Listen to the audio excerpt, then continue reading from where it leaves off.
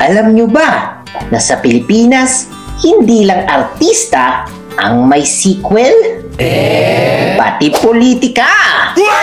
Sila, yung mga pamilyang ilang dekada nang nakaupo sa kapangyarihan na parang teleserye. Walang ending. Ngayon, alamin natin ang pinakamakapangyarihang political dynasties sa Pilipinas this 2025. Sino kaya ang number 1 na parang hari at reyna ng bansa? At sino din kaya ang may bilyon-bilyong tagong yaman?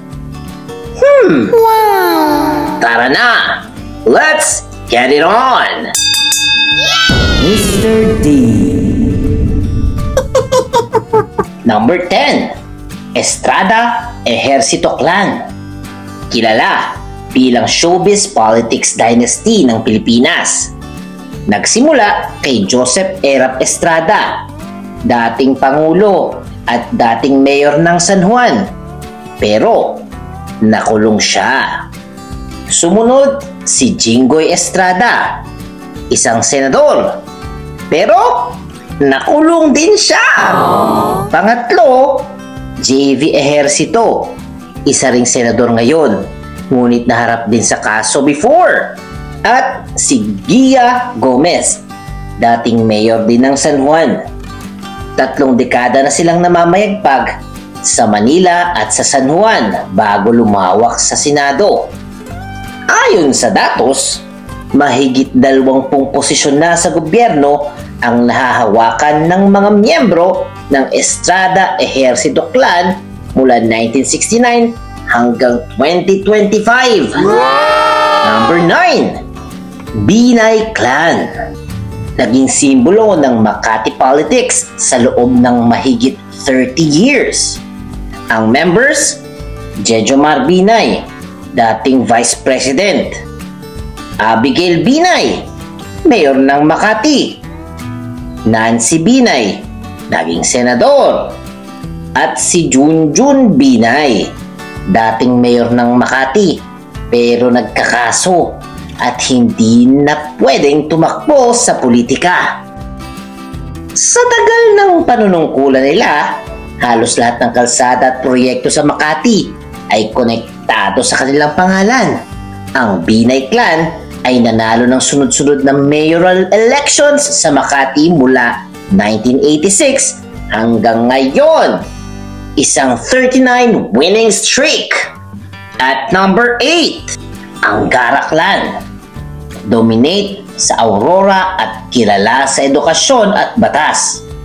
Ang members, Edgardo Angara, dating Senate President.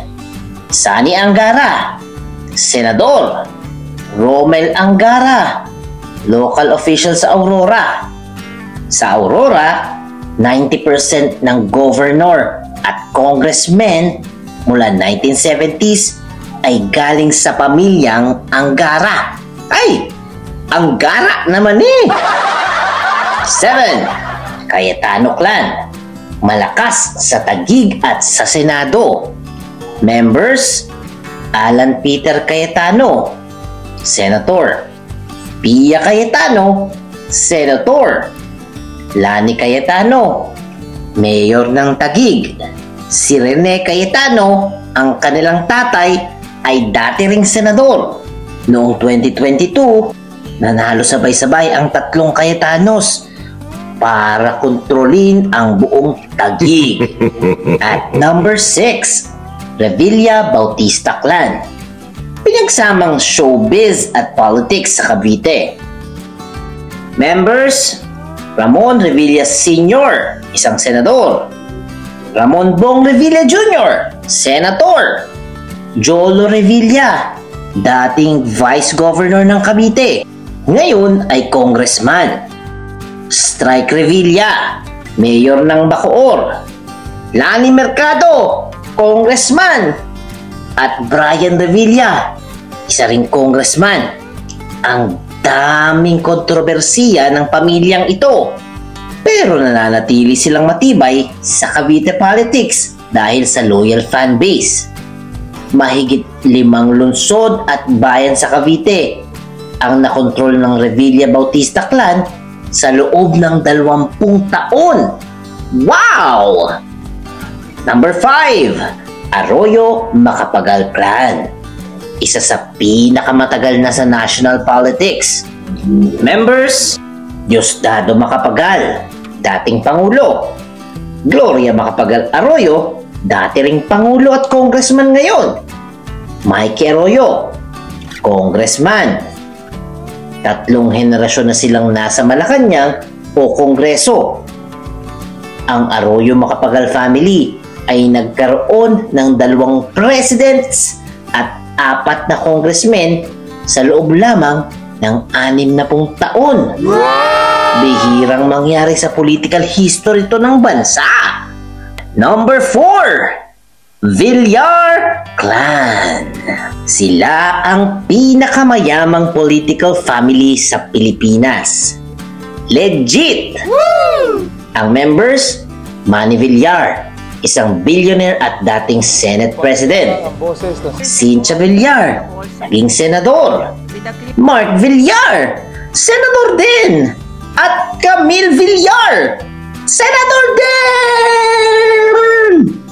Ang kanilang kayamanan sa real estate ang nagpapatibay sa kanilang political influence. Ang Villar family ay umabot sa 36 billion net worth ayon sa Forbes 2025.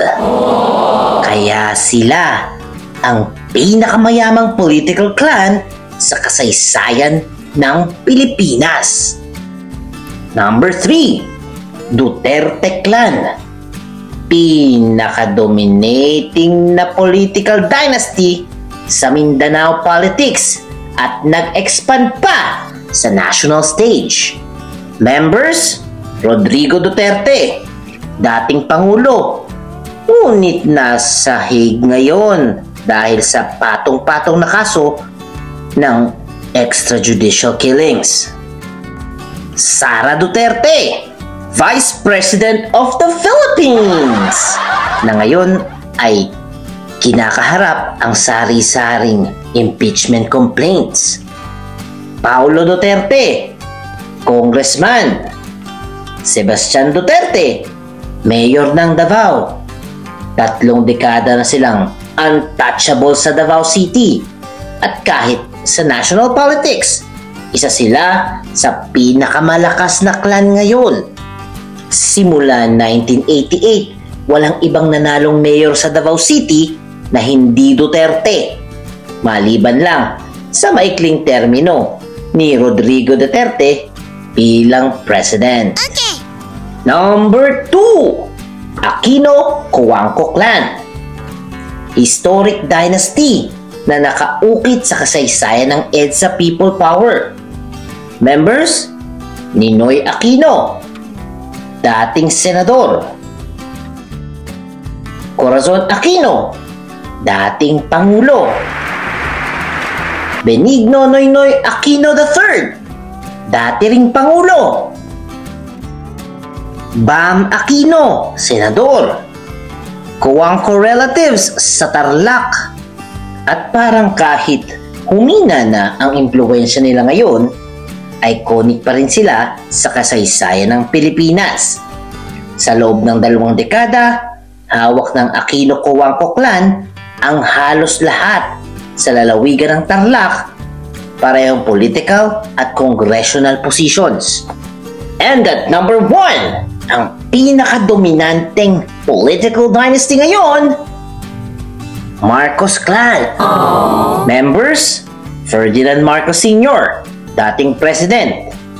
Bongbong Marcos, President. Imelda Marcos, dating First Lady at Congressman. Amy Marcos, Senador. At Sandro Marcos, Congressman. Sila ang political clan na nakabalik mula sa exile hanggang sa muling makuha ang Malacanang. Ang Marcos Clan ay may hawak na 4 national positions at 3 local positions sabay-sabay ngayong 2025. Record sa kasaysayan ng political comeback sa bansa. Yaman yarn! So, D-Fam, alin dito sa tingin nyo ang mananatiling makapangyarihan hanggang 2028? I-comment nyo na sa baba at pag-usapan natin yan. At huwag kalimutang mag-like, mag-share, mag-comment at mag-subscribe na kay Mr. D kasi masayang matuto! The end! Huwag kalimutang i-click ang subscribe button at bell icon ni Mr. D para masaya every day! See you, D-Fam!